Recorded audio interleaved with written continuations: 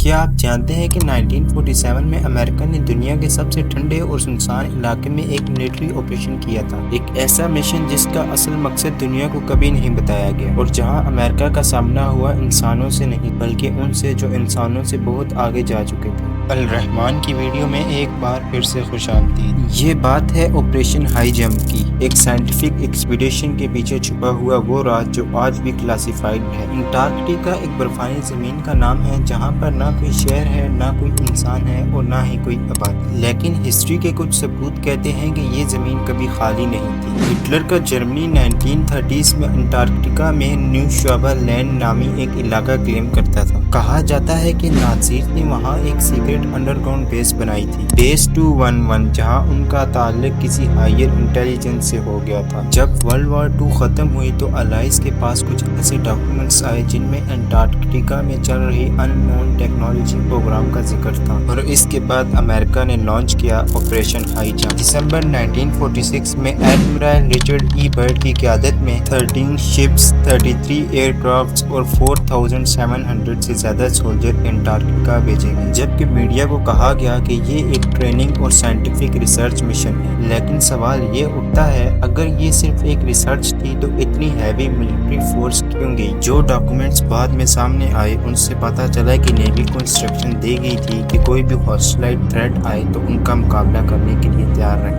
Mission Antarctica میں land کرتے ہی شروع ہو گیا، ایئر کرافٹ نے بیس بنانا شروع کی، لیکن صرف 6 ہفتوں کے بعد کچھ ایسا ہوا جو ان کے ریکارڈز میں لکھنے کے قابل نہیں تھا۔ ایک دن نیوی کے جیٹس روٹین پر پیٹرول پر تھے جب انہوں نے اچانک دیکھا کہ ان نون فلائنگ آبجیکٹس نے حملہ کر دیا۔ ان میں سے جو زندہ پائلٹس بچے ان کا کہنا تھا وہ ایک میٹالک ڈسکس تھے جن کے انجنز بھی نہیں تھے اور نہ ہی ان کی آواز تھی۔ وہ گھوم رہے تھے اور ایک لمحے میں ایسے گم ہو جاتے جیسے کوئی وہم تھا۔ ان یو ایف اوز نے امریکن ایئر کرافٹ کو آسانی سے گرا دیا، شپ کے ریڈار انہیں ٹریک بھی نہیں کر پائے تھے۔ کہا جاتا ہے کہ 3 پلینز اڑا دیے گئے اور 10 سے زیادہ لوگ لاپتہ ہیں۔ جب ایڈمرل برڈ واپس یو ایس آئے تو انہوں نے چیلین نیوز پیپر کو ایک انٹرویو دیا جہاں انہوں نے کہا، امریکہ کو تیار رہنا چاہیے ایسے ایئر کرافٹ کے لیے جو پول سے آ کر کسی بھی ملک پر حملہ کر سکتے ہیں، اور ان کی سپیڈ انبلیویبل ہے۔ لیکن اس انٹرویو کے بعد ایڈمرل بیئرڈ میڈیا سے غائب ہو گئے، نہ کوئی پریس کانفرنس اور نہ ہی کوئی کلیریفیکیشن، اور کچھ ہی دنوں کے بعد آپریشن ہائی جمپ کو بند کر دیا گیا۔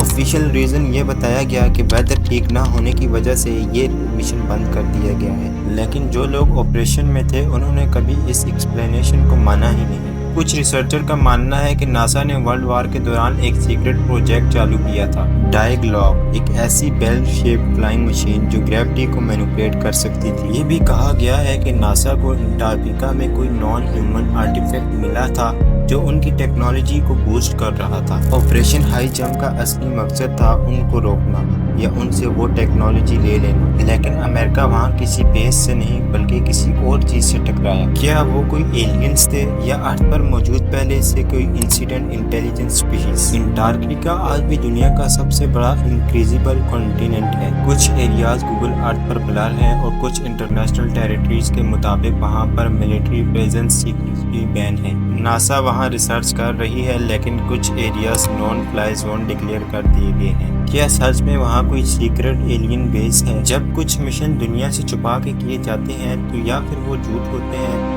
یا پھر وہ اتنے سچ ہوتے ہیں کہ انسان کا دماغ انہیں قبول نہیں کر سکتا۔ آپریشن ہائی جمپ ایک ایسا مشن ہے جو دنیا کے سامنے کبھی کھلا ہی نہیں، لیکن جس نے ہماری دنیا کا تعلق کسی اور دنیا سے جوڑ دیا۔ آپ کا کیا خیال ہے؟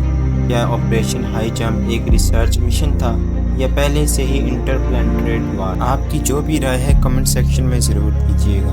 امید ہے الرحمان کی یہ ویڈیو بھی آپ کو پسند آئی ہوگی۔ اگر ویڈیو پسند آئے تو ویڈیو کو لائک کریں، شیئر کریں اور چینل کو سبسکرائب کرنا ہرگز مت بھولیں۔ ملتے ہیں اگلی شاندار ویڈیو میں۔